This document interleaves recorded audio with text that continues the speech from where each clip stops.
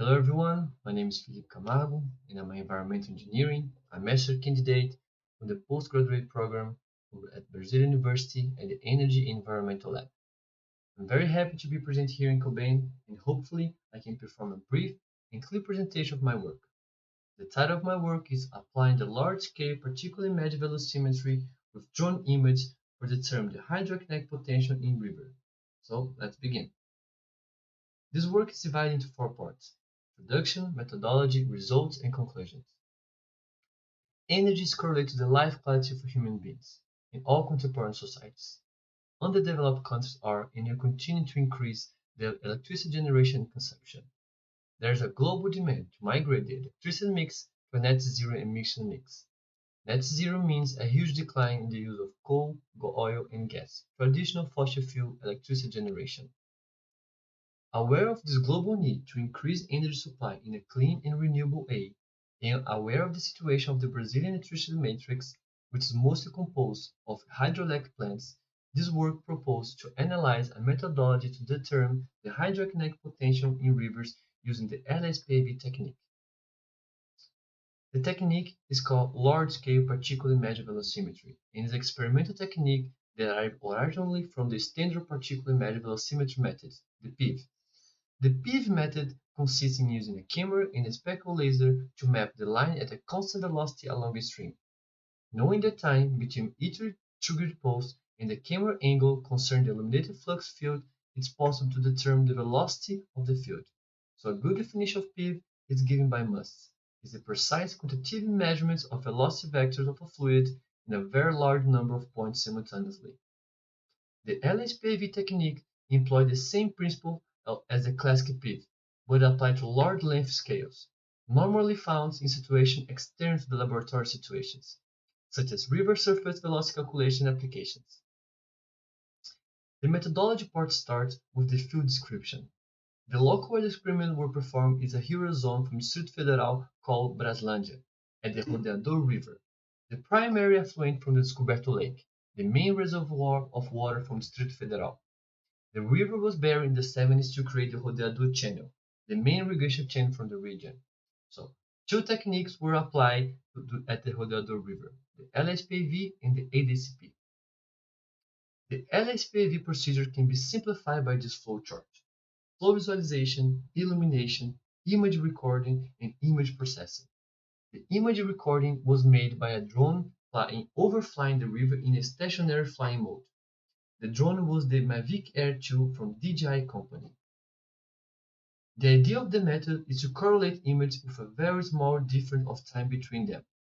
So, to improve the flow visualization, sawdust was added to the river upstream from the air that was going to be recorded to compare with the addition of a natural tracer improves the image correlation analysis.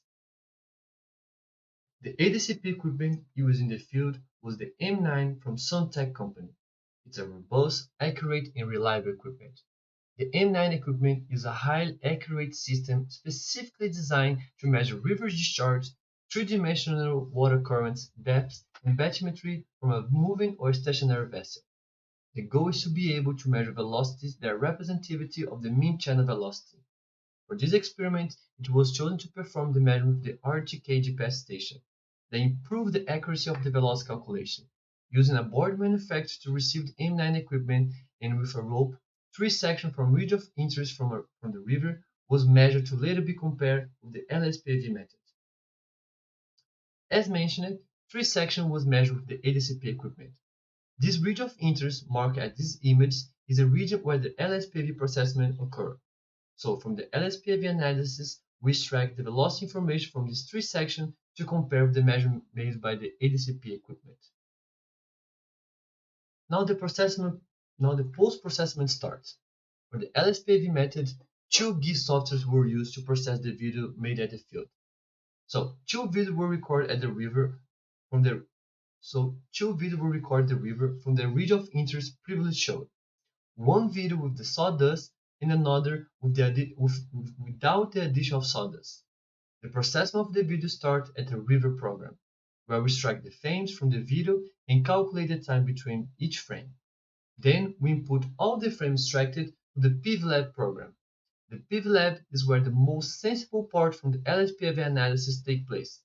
There are multiple filter disposal to improve the image correlation analysis, and also it has the option to determine the region of interest and to drop masks where it is desired not to perform a velocity analysis.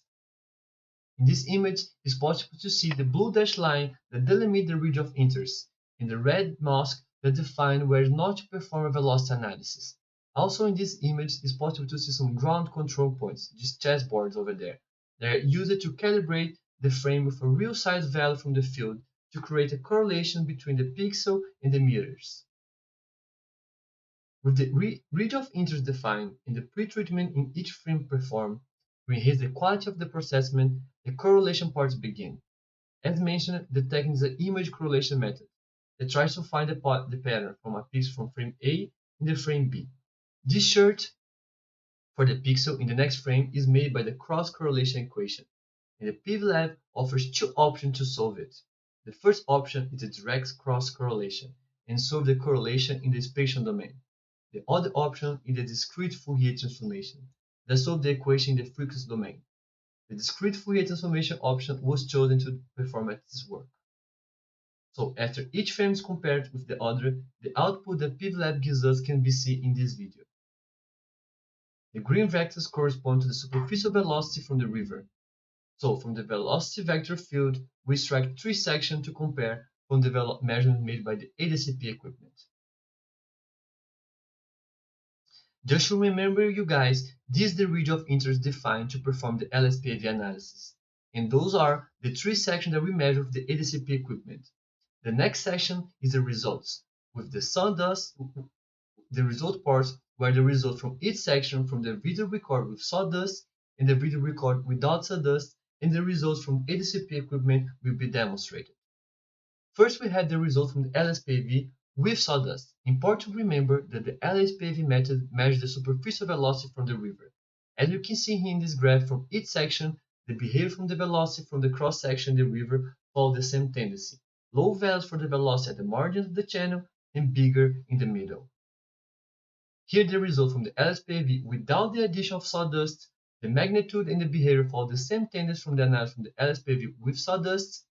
This happened because upstream the river there is a lot of rocks that cause a turbulence in the river that cause a natural foam for the water.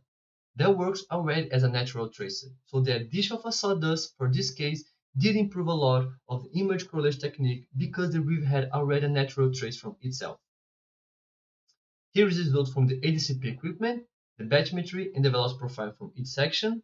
There are areas in the cross-section that were measured that were too shallow for the ADCP collect velocity information. The ideal area also does not have a lot of turbulence, however, it was still possible to collect the information needed and to analyze the region of interest. From the velocity profile, it was plotted the mean velocity from each section. And finally, the mean velocity from each section was calculated to compare the method. It's important to mention that the LSPAV measured the superficial velocity from the river, and the ADCP measured the mean velocity from the whole section. So it expects that the values are different, but the comparisons are still worth to do because of the change in value from the superficial velocity to the mean velocity of the column of water in a river that has less than 1 meter of depth will not cause big difference. So the results are solid and good. Finally, using the area measured by the ADCP equipment, the discharge was calculated to compare the values. The most important variable to calculate the hydrokinetic potential is the velocity because it's power to determine its values to estimate the potential. So a really accurate method needs to be applied to the field side to measure the velocity potential, New measure techniques are extremely important for river characterization. The LSPAV is a safe, fast, and reliable technique to perform superficial velocity measures. The difference between values from each method was more than expected, but that can be a result of the location that the video recorded.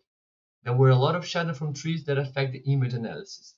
New methods and analysis that encourage the research of renewable energy sources are necessary. Thank you very much for your time, and also I would like to thank Serra do Facão Energia SA for providing financial support for the development of the project. If you have any questions, feel free to ask in the comments and I will be happy to respond them. Thank you.